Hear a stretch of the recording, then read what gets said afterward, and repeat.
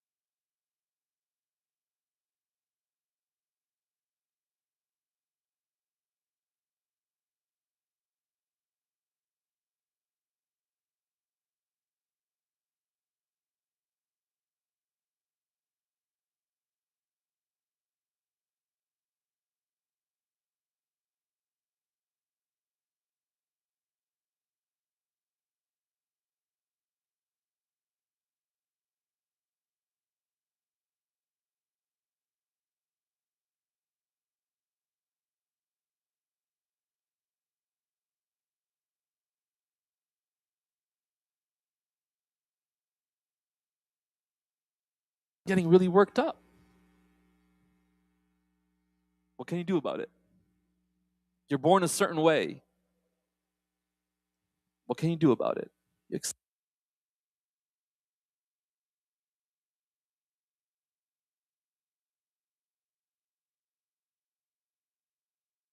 myself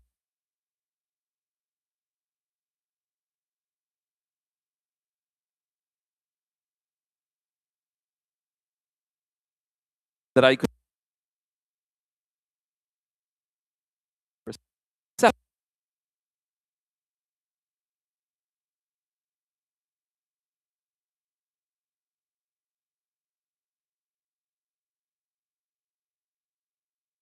freeing. Both of these points are actually very liberating.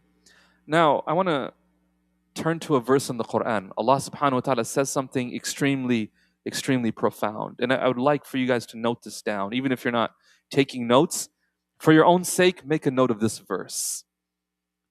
This is from the 59th chapter of the Quran. The 59th chapter, Suratul Hashr, verse number 19. Allah subhanahu wa ta'ala says, prohibiting believers, He says, وَلَا تَكُونُوا كَالَّذِينَ نَسُوا اللَّهَ فَأَنْسَاهُمْ أَنفُسَهُمْ أُولَٰئِكَ هُمُ الْفَاسِقُونَ. Allah says, don't be like those people who forgot Allah, and so Allah caused them to forget themselves. Those people are the ones who are truly rebellious. This is such a fascinating verse because the author is telling us that the first two benefits you gain, potentially at least, if you approach pain and difficulty with the right perspective, the first two benefits are you come to know who God is and you know who you are. You realize your reality and you realize God's greatness. This verse is telling us, don't be like somebody who forgets Allah. And because they forgot Allah, they now forget themselves. Very fascinating. Because let's start with the first question. What does it mean to forget Allah? Allah says, don't be like those who forgot Him, who forgot Allah. When people forget Allah, what does that mean? Anyone want to share what their understanding of that is? How does someone forget Allah? Yeah.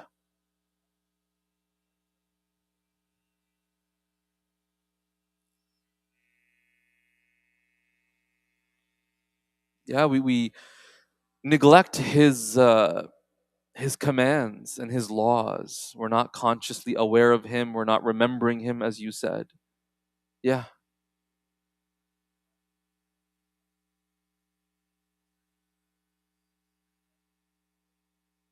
yeah, exactly.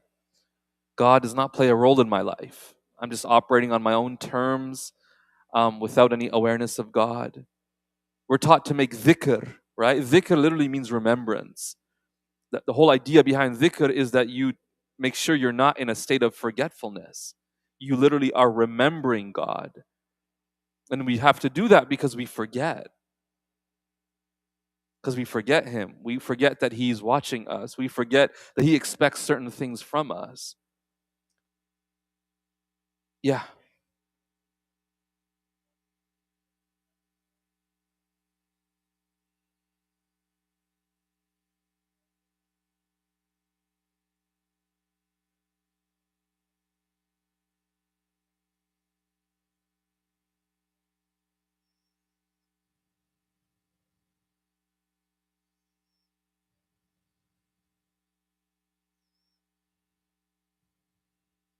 beautiful, beautiful. You described a lot of God's signs in the world.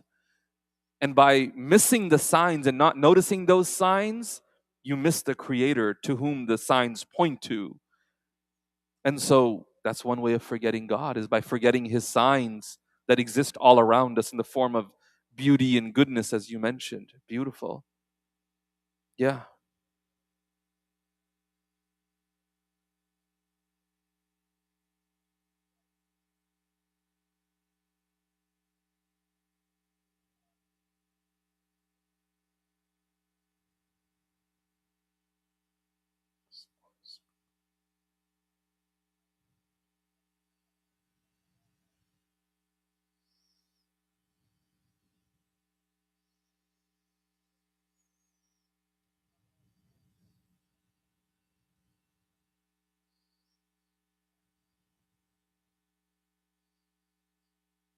Mm.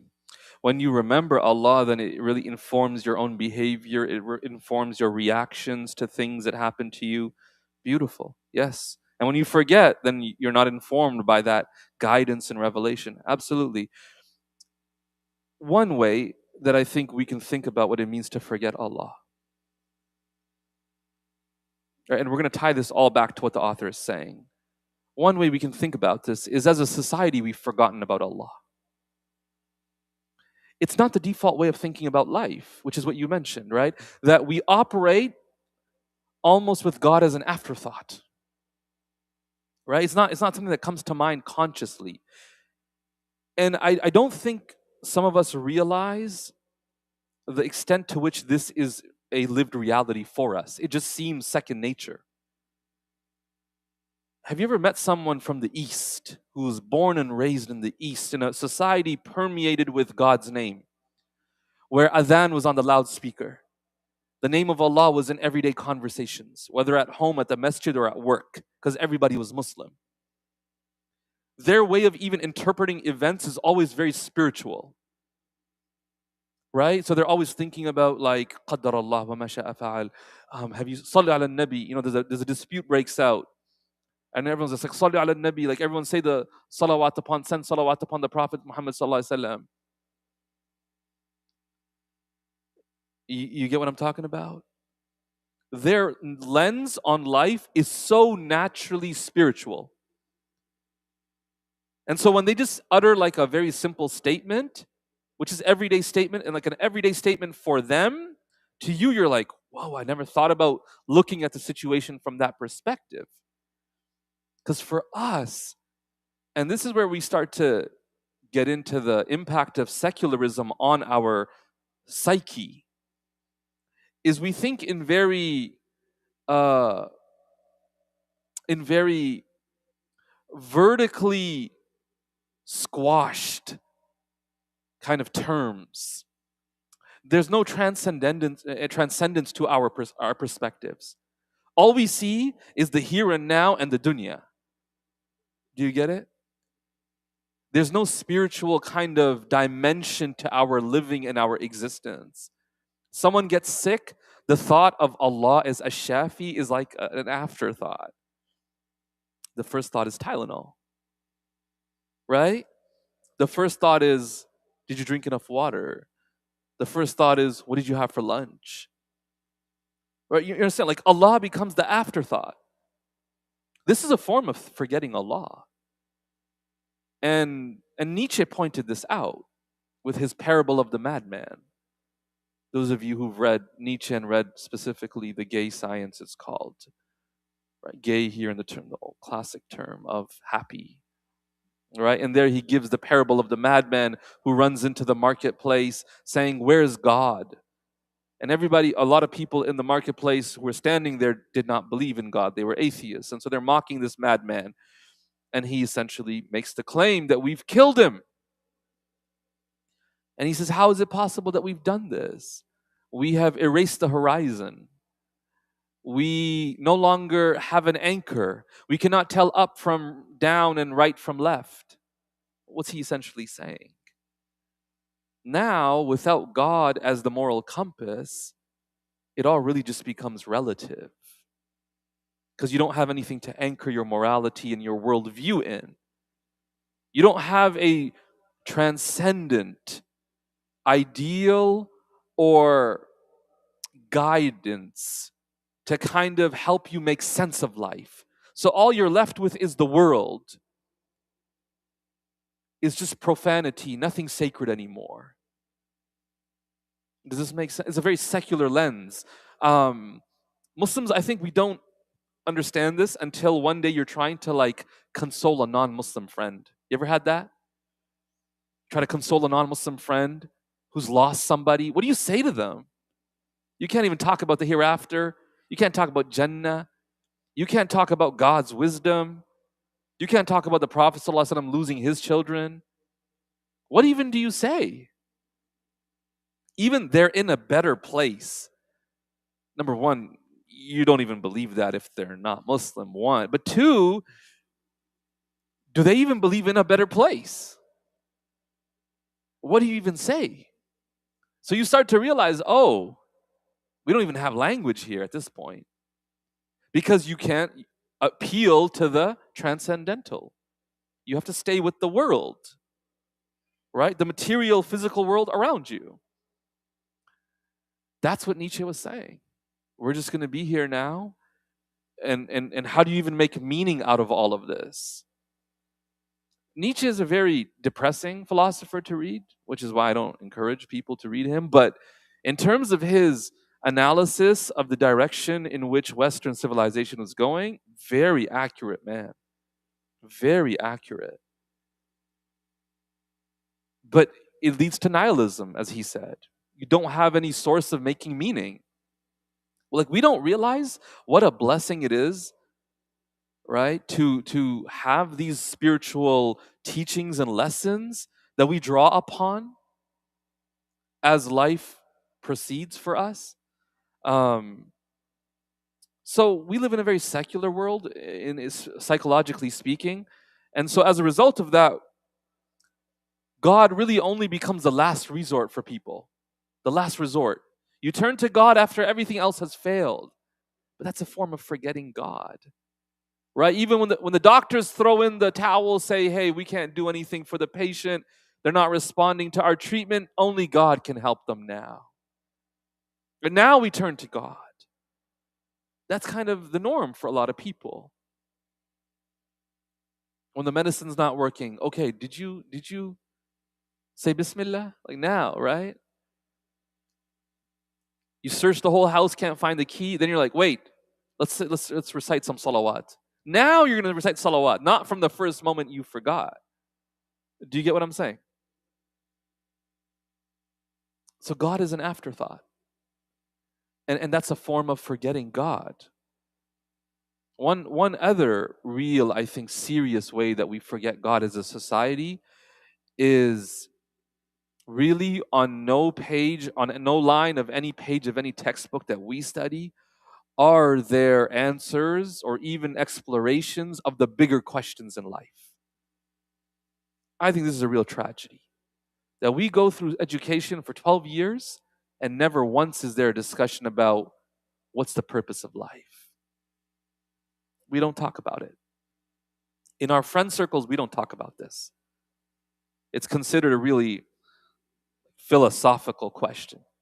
Philosophical? It's essential. For everything else, we can ask about purpose. If I ask you, why do we have a pillar here? No one's going to say, hey, like, don't get too architectural on me, right? Real question. Yeah, we need that because, it holds up the ceiling.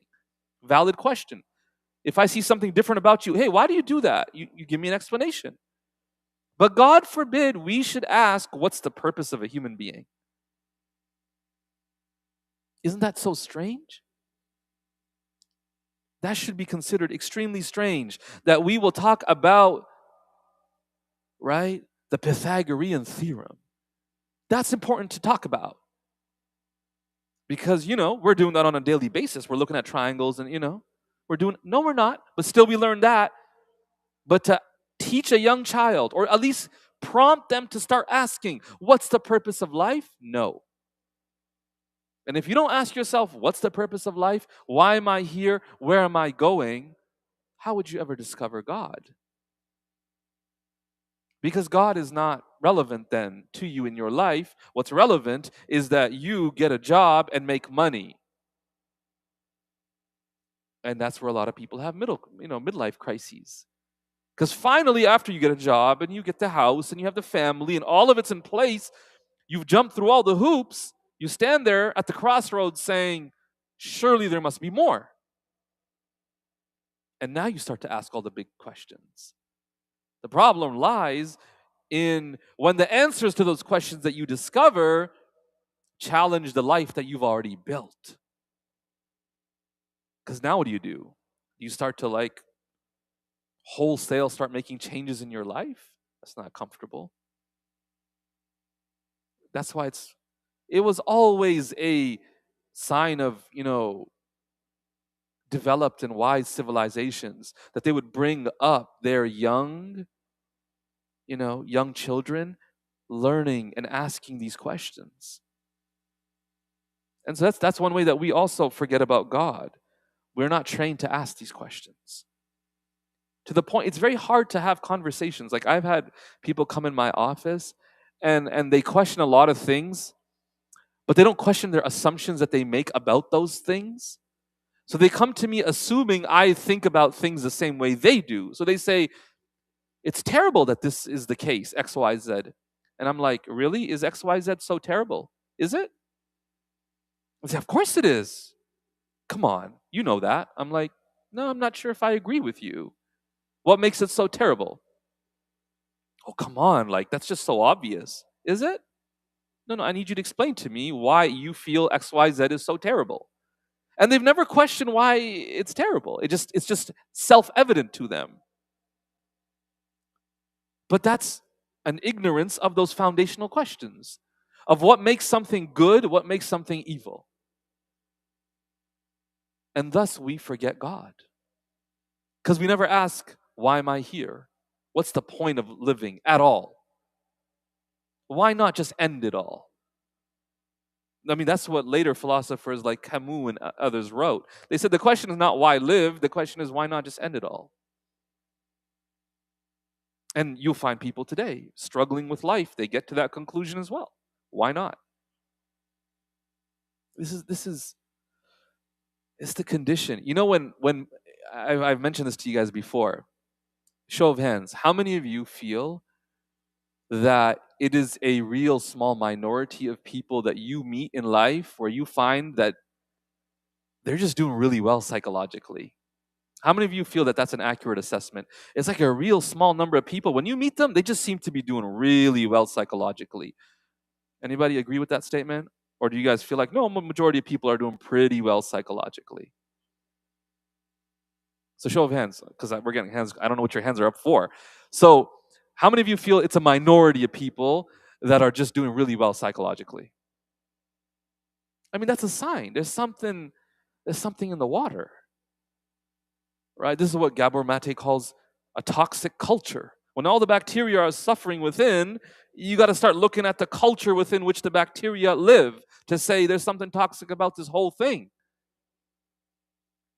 This is our secular society. where we've forgotten God. And so a lot of our suffering and pain, you notice, leads us back to God. Right? Because you start asking yourself, what's wrong? Why are things not the way that I want them to be? And you start digging.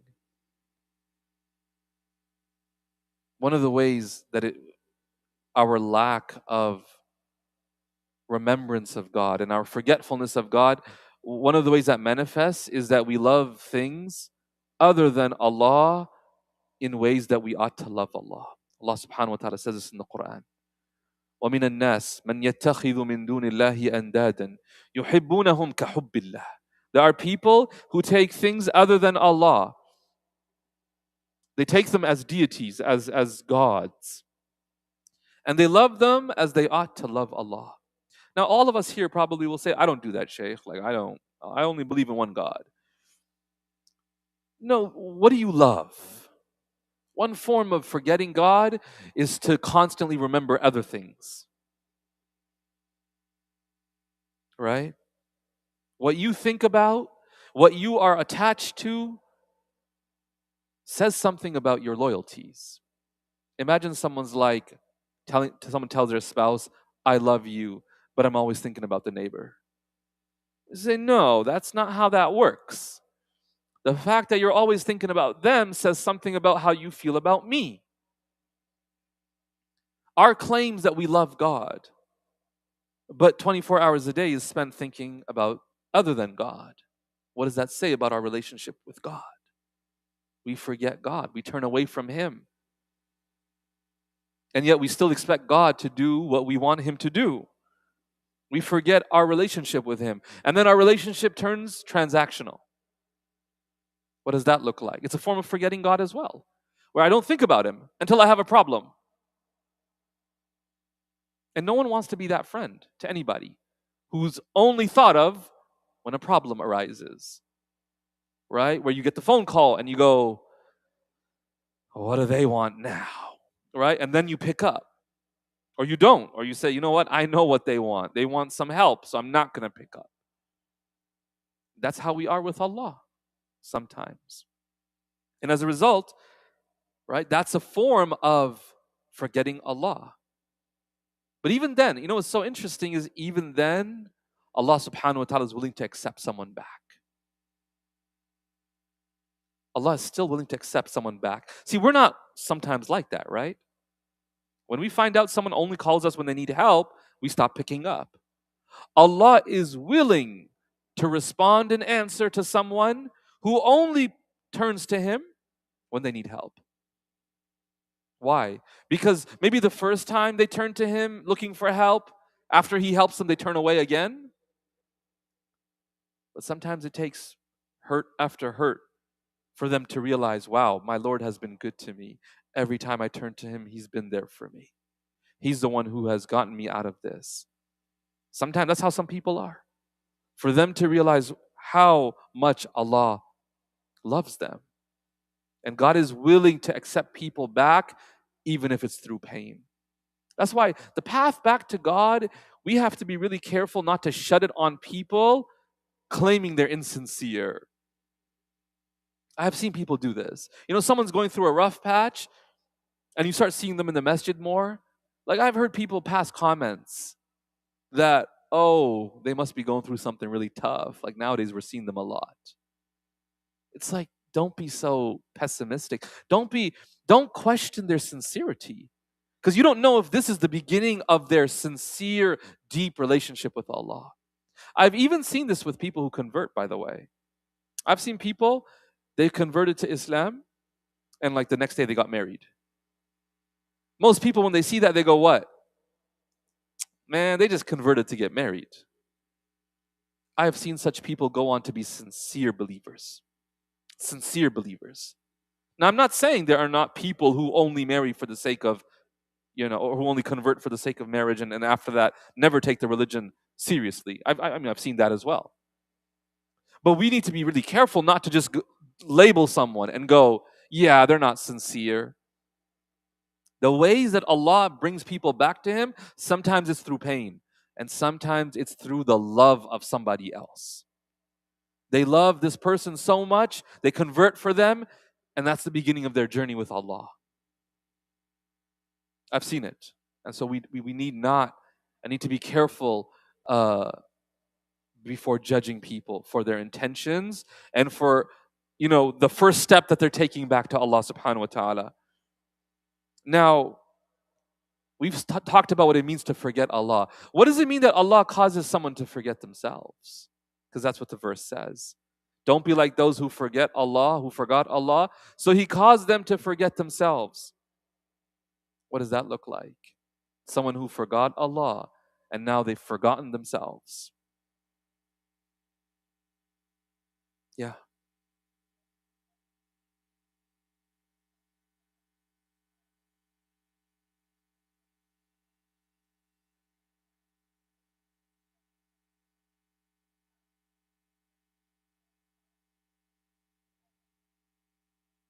That's so beautiful.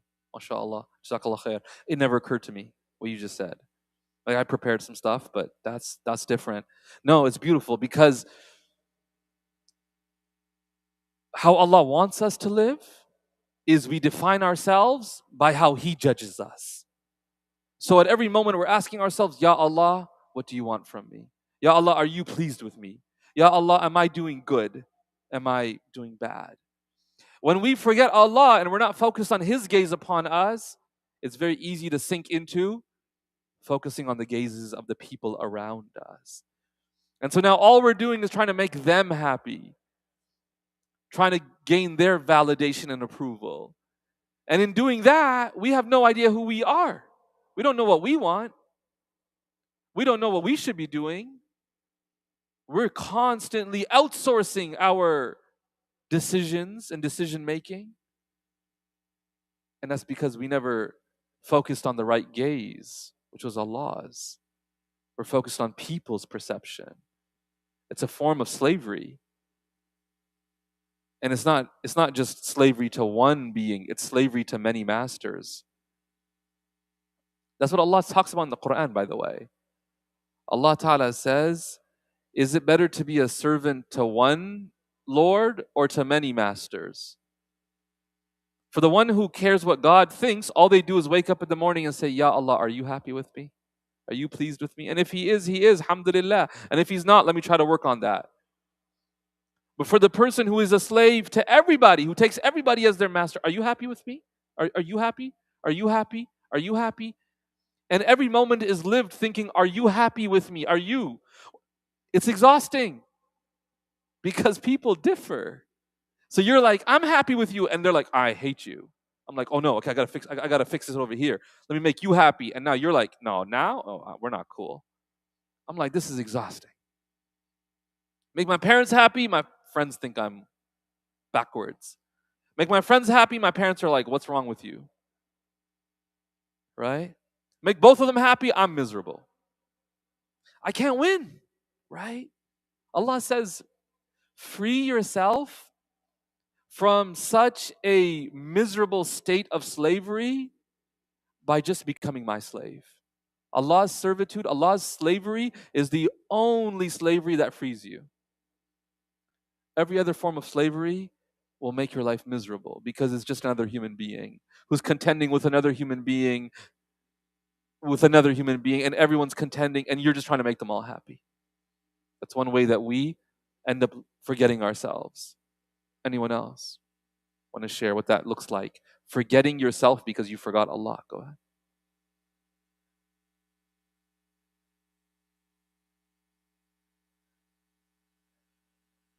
Beautiful. We forget our purpose. Right? When we forget Allah subhanahu wa ta'ala, who created us and sent us here, we forget Him, we forget to even ask. Because the process of coming here, we don't even acknowledge it. How many of you realize that? Sometimes we live as though our existence was always meant to be a given. Like, of course I'm going to exist. No. Your unborn, non existent brothers and sisters do not agree. How come you were born and not them? It's all very arbitrary from our perspective. Why is it that we exist and not someone else? Why do we exist in the family that we exist in this part of the world, with the opportunities that we have around us? Why? What do we do to deserve it? Nothing. We're here because Allah decided. And so when we forget Allah, we stop asking questions about our origins. We stop asking why we're even here. We stop asking what our purpose is while we're here. Beautiful. That's one way of definitely losing yourself. Forgetting yourself and losing yourself. Yeah, go ahead. Sure. Sorry, to remember Allah is to remember?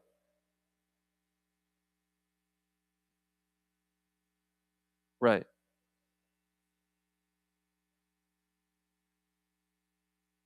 Mm, right. Beautiful. That's that's Nietzsche right there. That's literally what he was saying. I'm going to use a different word here. I'm going to use revelation.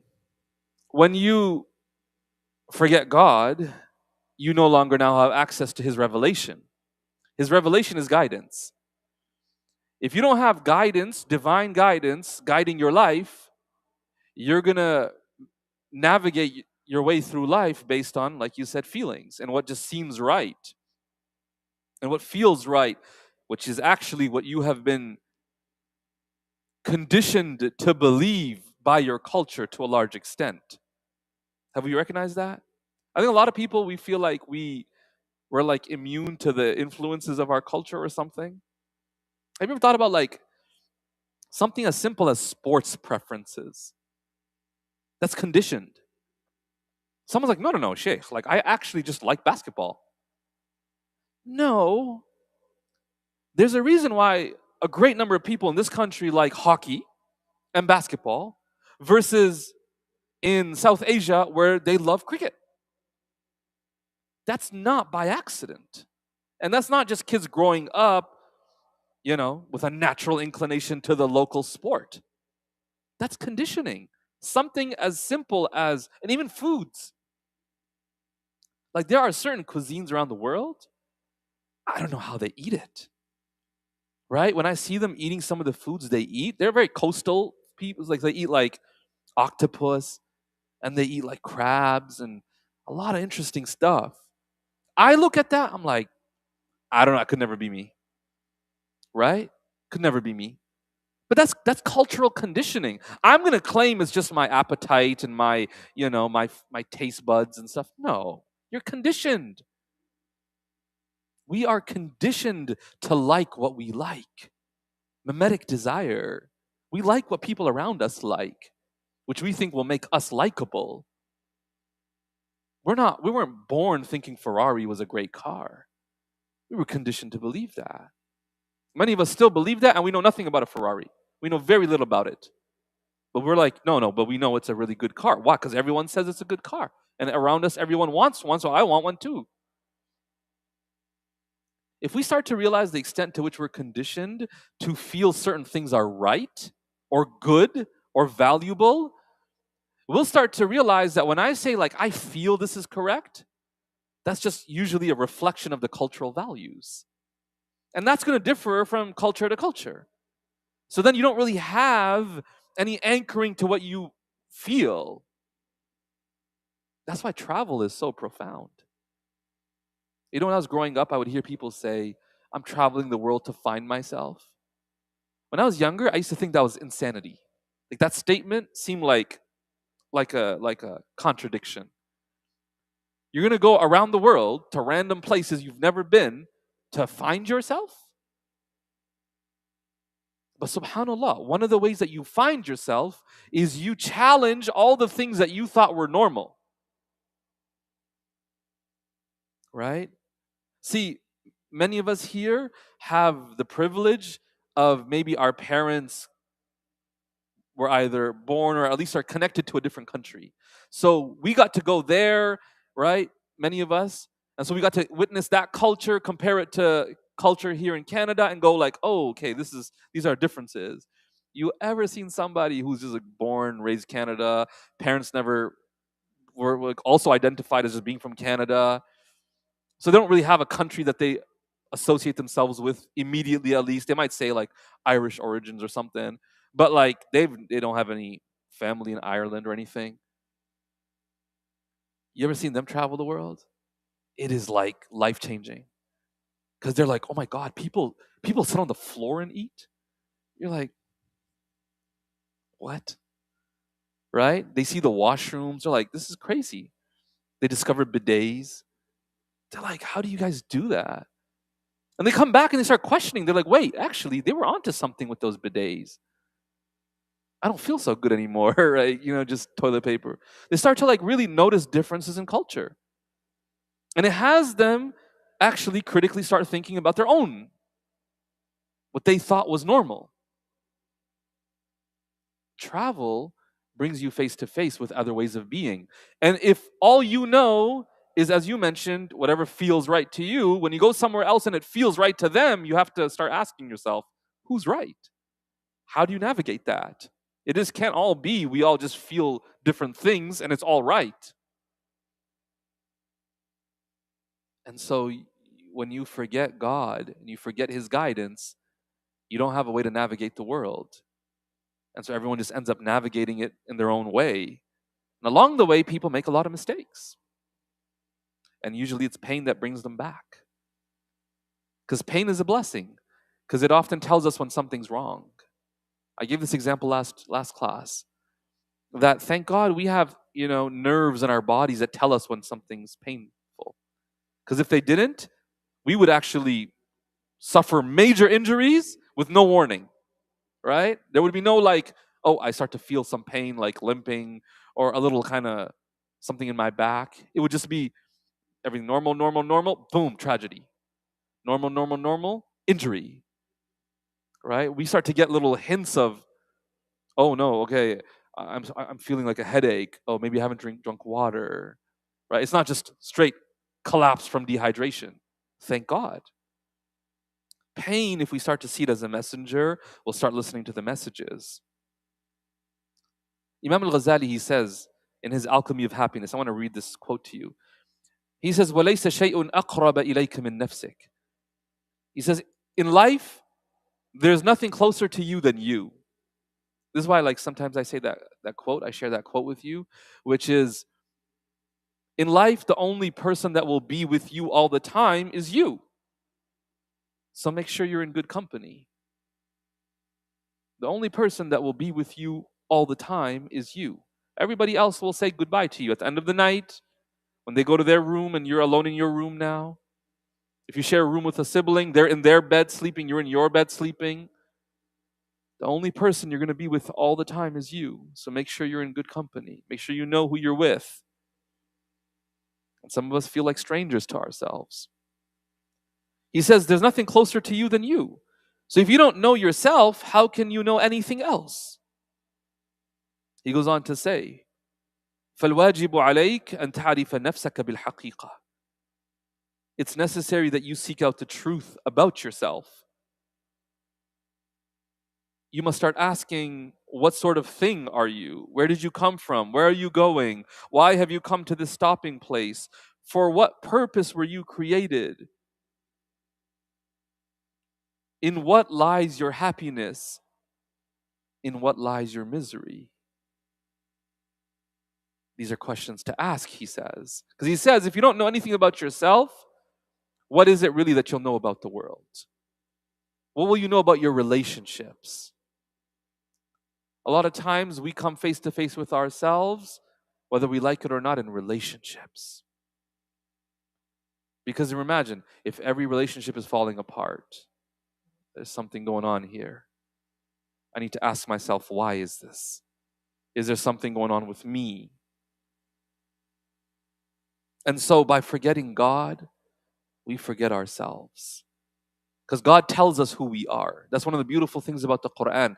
The Quran doesn't leave it up to us to define ourselves. You don't get to choose who you are. Allah tells you who you are. He tells you that you have a nafs. He tells you that the devil is out to mislead you. Allah tells you that you're here and why you're here.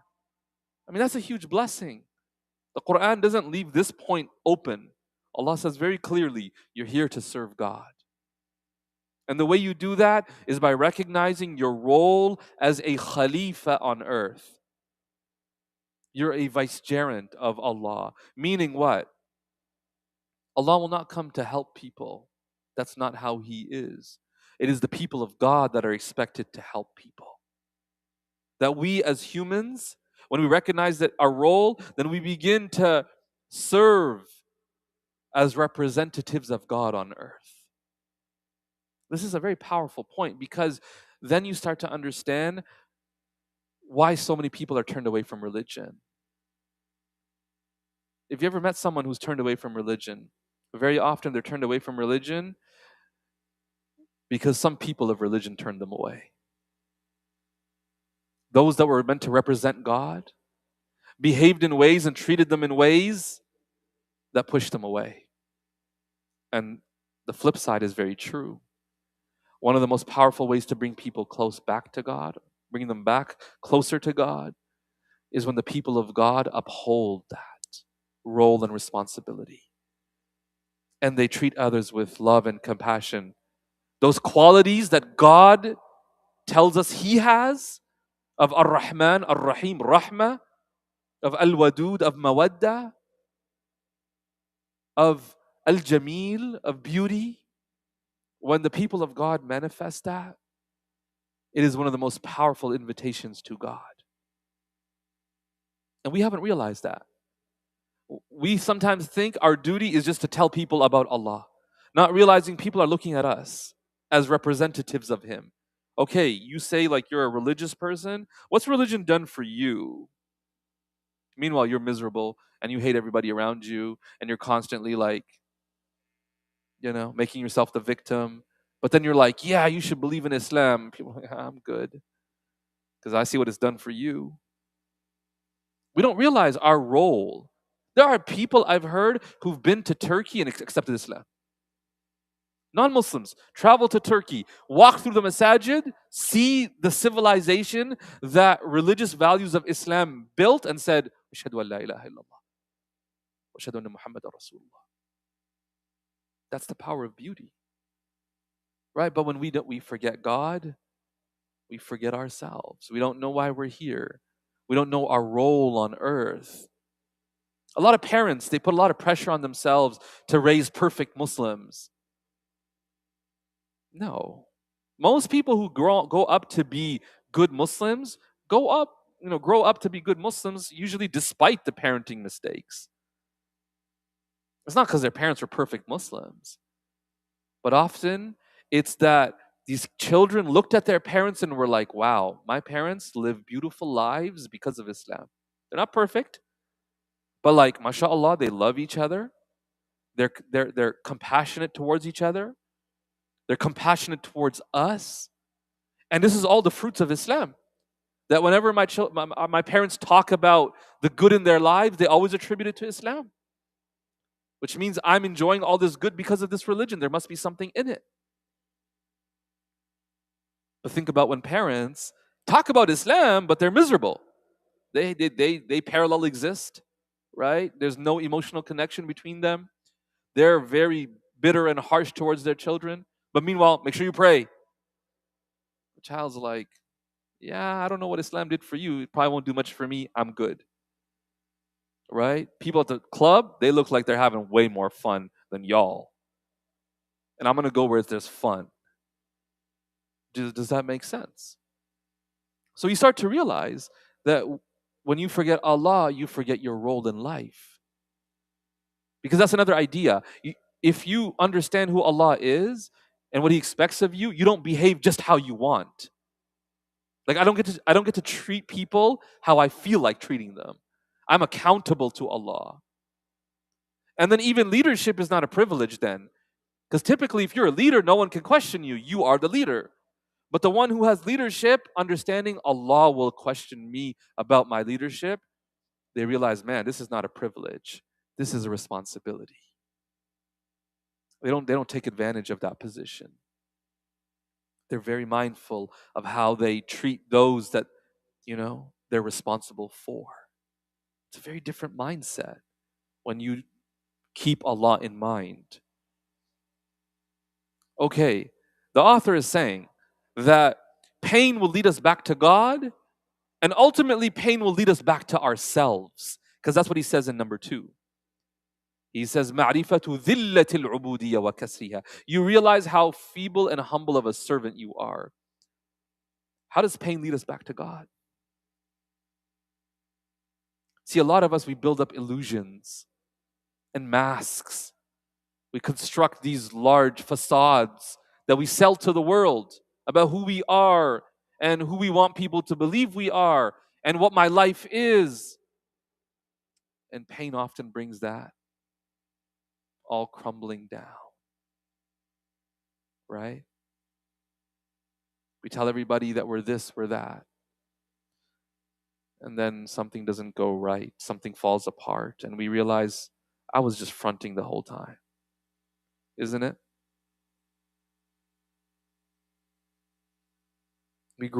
Sometimes we grow up with a very diluted sense of self. Like we really feel like we are the creators of our destiny. And our society doesn't help with that. The world's your oyster. That's sometimes people get, I'm all for high aspirations, by the way, like aim really high. But don't let it get to your head. Don't be deluded into thinking it's all you. That's a lot of pressure to put on yourself. That you're responsible not only for the efforts, but for the outcomes. One of the beautiful things about Islam is it takes that away from you and says, put the efforts in, but realize Allah's in charge. You don't shame yourself and berate yourself then for any failures. You say, Ya Allah, I did the best I could. And perhaps there's khair in me not getting to where I was trying to. Right? What Allah asks from us is to trust Him and to hand over our affairs to Him. And pain forces us to do that. Because pain is something nobody asks for usually. And so when it befalls us, one of the first things we do is we wrestle with it. Is there a way that I can get rid of this? That's why we often go back in the past trying to come up with some explanation. Why did they do that? Because it gives us a sense of control. That's why we want closure. Because we're deluded into thinking we have control. And so when something, plays out in a way unexpected, we're like, wait, I thought I had control over it. Why did that happen? I need to come up with an explanation so that I can still feel like I was in control. Oh, right. Of course it happened for that reason. I should have been able to see it. So I was in control. I just missed that sign. Do you get what I'm saying? We like the feeling of being in control. And pain makes us feel like we're not in control. But it then leads us, if we follow it, to the one who is in control. If we follow it. See, our problem, as I mentioned last time, is we're too busy shutting off the alarm clock to allow it to wake us up. My son does that sometimes, right? Alarm clock goes off, and he shuts it off. He turns it off and goes back to sleep. In the morning, I ask him, why didn't you wake up on time for Fajr? And he says, Mom, my alarm clock. I'm like, what happened to your alarm clock? I'm like, it went off. I heard it go off. You shut it off. You didn't let it wake you up. That's on you. Alarm clock did its job. The pain showed up at your door. It was trying to tell you something. Your arguments with that friend are a sign something's not right. Your discomfort in that relationship is a sign there's some need for repair. The pain in your body is a sign there's something to address. Right? Pain is a messenger. And the larger the pain, where it affects your entire life, you're just so deeply dissatisfied with life. It's a sign that there's something fundamentally wrong with the way that you're living. For some of us, we've spent our whole lives just focused on what we're doing. Am I doing the right thing? Am I performing? Performance. Life's a performance. But in Arabic, when you ask someone, how they're doing, what do you say? Even in English, say how you're doing. But in Arabic, they say, Kayfa haluk? What's your state? How have you been? Like, what's your state of being? A lot of times we're so busy doing, we neglect how we are. And life yells and screams at us to kind of pay attention to what's wrong. You ever heard this idea that you can't outwork a bad diet? Ever heard that? Like, no matter how hard you work out, but if you're not eating right, you're not going to make that much progress. You have to understand that you can't outperform a soul that's exhausted. There's no amount of performance that can make up for that exhaustion. But the soul is not being provided with its needs, which is really fulfilling your purpose of why you're here, what you're doing. When you're consistently trying to hold on to the reins of life when they were never yours to hold on to begin with, just give them up. That's what pain forces us to do. Do you get it? It forces us to do that. I want to connect this to the final point. How does pain ultimately lead us back to ourselves? Because often we're veiled from God by ourselves. There's no room for God when we, deep down, if we're honest, kind of want to feel like gods. I want to be in control of my destiny and affairs. So I want to feel like everything I do, I can predict it. That's why a lot of us don't make decisions. Why don't we make decisions? Because we're waiting for certainty. Like I'm just waiting for everything to be perfect. This is what I see in a lot of people trying to get married. There's always a risk, right? They're really safe, but I'm not attracted. I'm super attracted, but I don't feel safe, right? They seem really good, but then what if they're boring, right? They're super fun to be around, but I don't know if they can be reliable. And it just feels like a gamble all the time. But we want to hold on to things. Allah never asked you to do that. Allah never asked you to do that, to carry that weight. We won't let it down. We won't put the shield down and say, Ya Allah, I entrust this to you. I've done the best I can. I have investigated this to the best of my ability. Beyond this, I cannot reach any guarantee. Ya Allah, Allahumma inni astakhiruka bi'ilmik. Oh Allah, I'm seeking khair from you in this decision. I'm about to make the decision. I will make it. Allah will not make it. I will make this decision. What I can say is, Ya Allah, I don't know if it's good. It seems good, but it might not be because I don't know the reality of affairs. Ya Allah, I trust that you put khair in whatever decision I make. And you know what we think that means? We think that means it's going to work out. Because we think khair for me means it works out. We're not ready to accept that maybe khair means it doesn't work out. Ooh, we don't want to hear that. Oh yeah, I know. I know you don't want to hear that. Because we think working out, something working out for us is what's good for us. No, it'll make me happy, sure. Will it make me a better person? Will it teach me deeper lessons? Not necessarily. Does that make sense? I wish I could tell you otherwise, but then I'd be lying to you. We don't know where khair lies.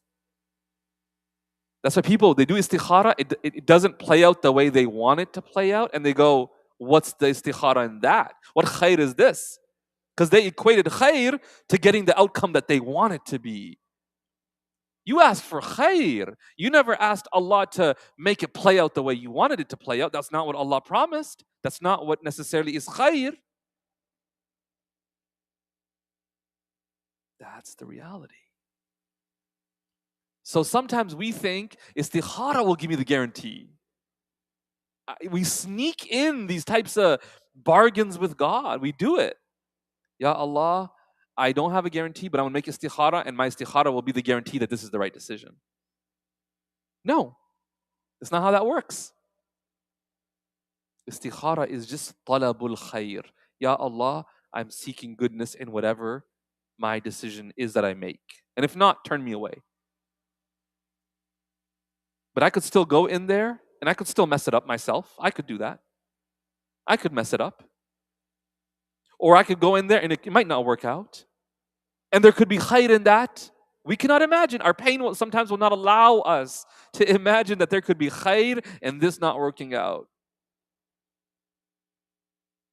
But that's what trust in God is. It's not an easy thing. It is one of the hardest things to do. But pain forces us to do that.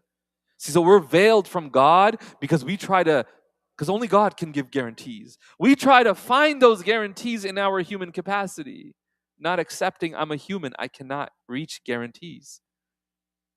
You ever heard the idea that the experience that you so desperately need lies on the other side of the task that you need it for? Prior to doing something, you wish you had experience of it. And as soon as you're done it, you finally have the experience that you needed before doing it. It's the paradox. It's the paradox. The certainty you want in a decision lies on the other side of the decision. Until then, you're going to sit there going, but what if? And the Prophet ﷺ told us, don't get involved in too many what ifs, especially about the past. Especially about the past. At some point, there's going to be some uncertainty that you have to allow, because that is the gap in which you exercise tawakkul and trust. If there is no uncertainty, there is no room for trust. It's just a given, it's a guarantee. And so, yeah, I'll talk a little bit about this next week, inshallah. The idea of fitna. The difficulties we go through in life are fitna, and fitna reveals to people who they are. But for now, we'll stop, inshallah. May Allah Ta'ala grant us tawfiq to realize all the lessons that are contained within pain for us. May He allow us to benefit from our pain that is inevitable. We ask Allah subhanahu wa ta'ala to grant us afiyah, holistic and comprehensive well-being. But we ask Allah that if pain befalls us, that we're able to benefit and grow from it. Ameen ya Rabbil Alameen. Wa sallallahu wa sallam wa barak ala Sayyidina Muhammad wa alihi wa sahbihi ajma'een. Walhamdulillahi Rabbil Alameen. Jazakumullahu khairan to all of you for coming out. I'll take like 10 minutes of questions. Anyone wants to leave, you're most welcome to leave, of course.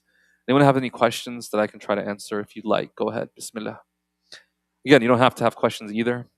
We could just go home, but hey, someone told me like it'd be nice if you did some questions, Q&A. I'll try and do like 10 minutes. Anything that we talked about? Yeah.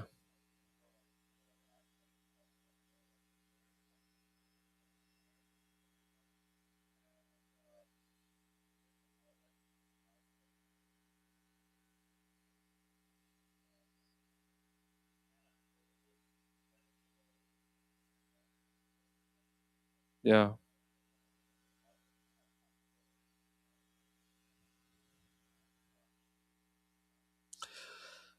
That's a good question. The question is, we live in a world, you said, where a lot of young people are struggling to get married, and we live in a world of customization where you can have everything the way you want it to be. So sometimes it might lead to a certain degree of desire for control.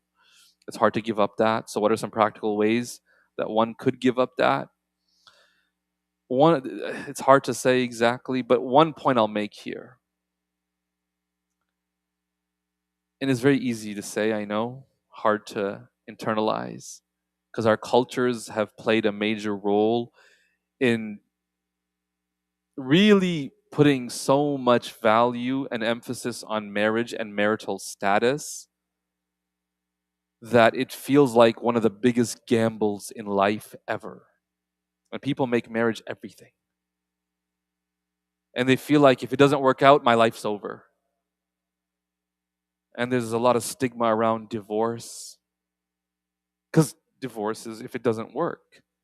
We're so scared of it not working that we don't even give it a chance to potentially work. Do you see that? And I think we've really, unfortunately, as a culture, and we need to push back on this idea. There needs to be more to life than marriage, guys. Wallahi al-azim. I think we've lost. You need like you need companionship. I get that. People struggle with loneliness. It's real. It's a real struggle. I get it. But like, it cannot be the end all be all to life. And it truly is for some people. Once they're married, they disappear. Their friends don't see them, not at the masjid, not in the community, nothing. All they are doing is just trying out new restaurants together and watching Netflix together. And you might say, well, let them be themselves and do their thing. No, with all due respect, God put us on earth for a great purpose. And marriage is very important. It's not everything. But again, when you make it everything, then to make a decision about everything is a big decision. Does that make sense? So I think we do need to really try to make an effort to shift how we view marriage individually, to not view it as everything, the end all be all of life. The culmination, your capstone project of life is marriage, right? SubhanAllah. SubhanAllah. It's really sad. We put so much pressure. So I think we need a cultural level shift, but that's pretty hard. At an individual level, what you can try to do is realize that there is more to life than marriage, that to define yourself in broader terms than just your marital status. Right? Again, easier said than done. I gave the disclaimer. I get that. It doesn't help when you walk in the door and your parents are like, "You still single?" Right? Like, it doesn't help. I get that. But yeah. No.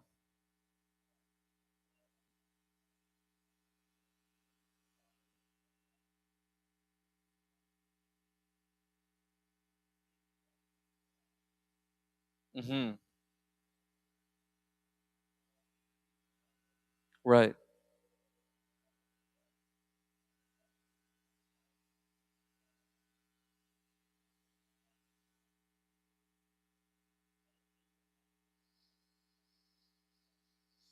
Very good. No, very good. Pain itself contains messages, right? And it does push us to action. However, it often also contains messages. And if I don't get the message, I will repeat the mistake. So let's say someone loses their job because what? They can't take feedback very well.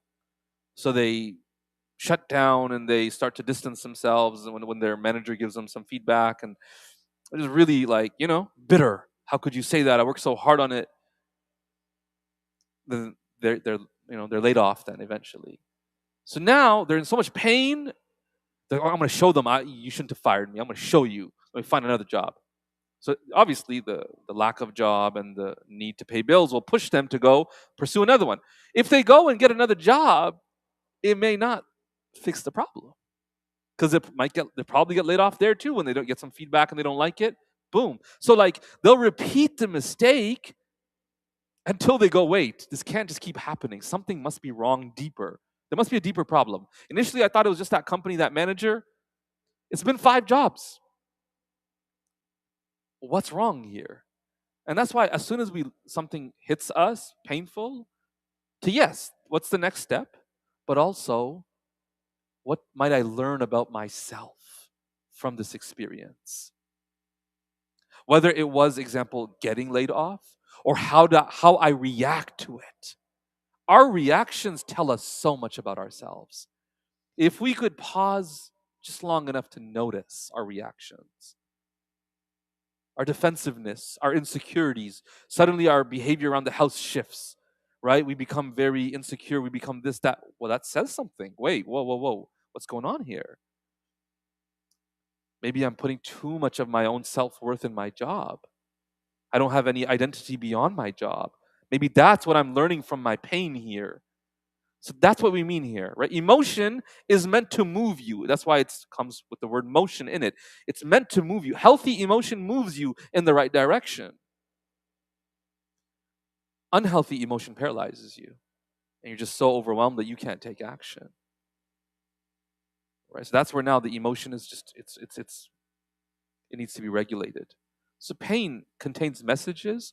It doesn't mean you just pause and listen to the messages without any action. No, there's action, but there's also messages, and we don't want to miss those messages. Make sense? Like difficult conversations. You never had a difficult conversation that you learned so much from? It was painful, it was not pleasant, but hey, you learned so much. I know I've had those in my life. People said things to me that really hurt me, but thank God they said them because I learned so much about myself from them. The pain forced me, right? So, yeah, one more quick, hopefully. Yeah.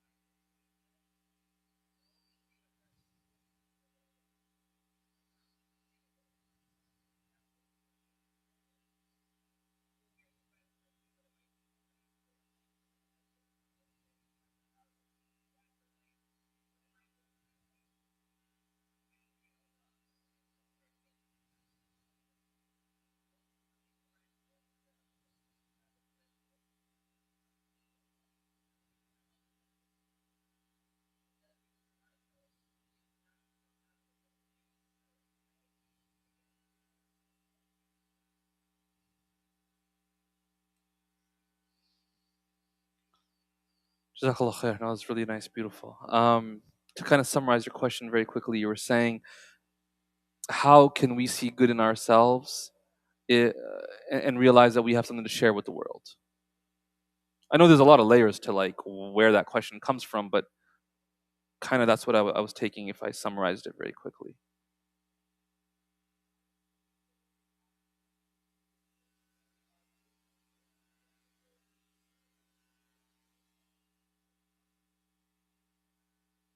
Hmm. Yeah.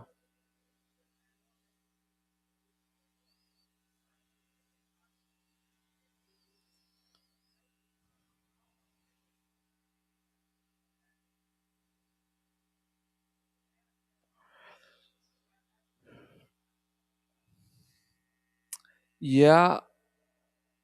I really feel that we sometimes try to use religion to bypass being human, and you can't do that.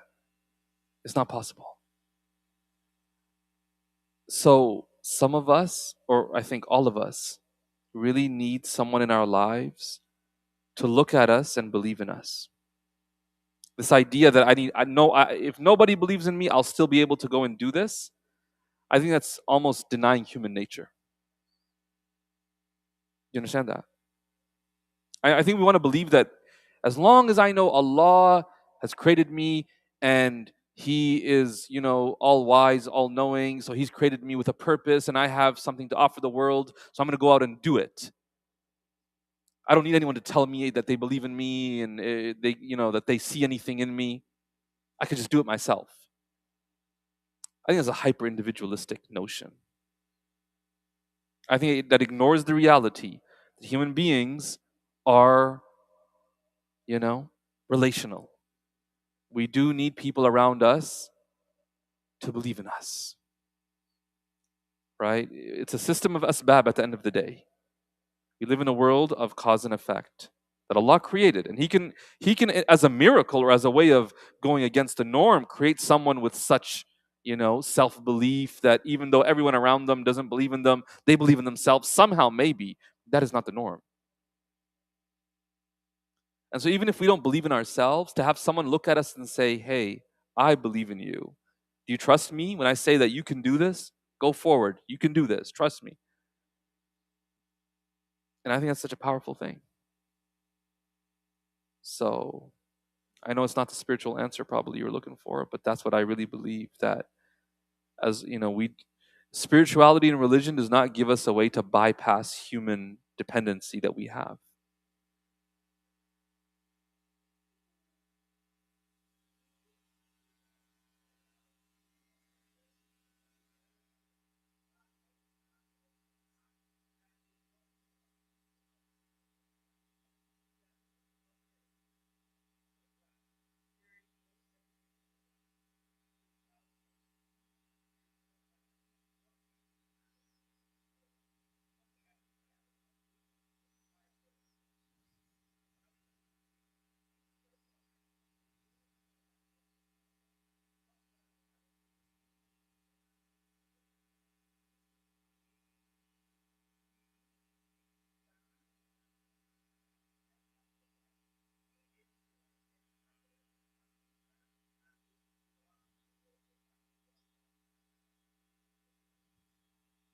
Jazakallah khair. I appreciate that. All right, inshallah, we'll stop here. We'll continue next week, inshallah. All right. Assalamu alaikum wa rahmatullahi wa barakatuh. Drive safely, guys.